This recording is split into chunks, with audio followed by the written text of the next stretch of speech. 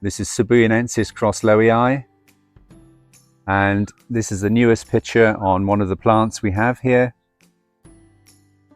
It's starting to show the mature characteristics of lowii in the general form, but of course we're waiting to see the upper pictures. They're going to be utterly fascinating, the upper pictures with the flair of lowii and the beauty of sibuyanensis is just going to be, I think, out of this world.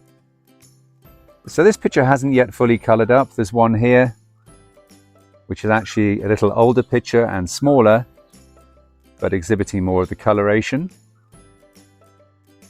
And going back to this picture, lowii and sibuyanensis share the characteristic of having very tough pitchers, and the cross is exactly the same.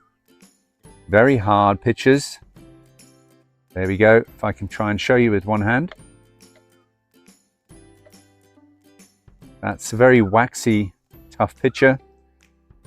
Not a very fast growing plant, which is always the case. The harder the pitchers are, generally the slower the plant grows.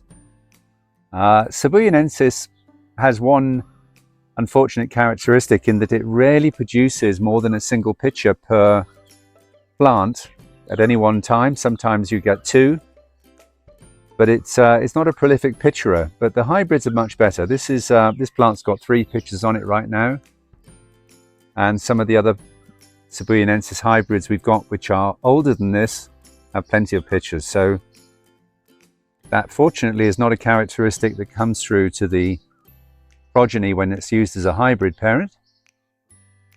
There we go. I think that's very lovely. That's Nepenthes sibuyanensis cross lowii.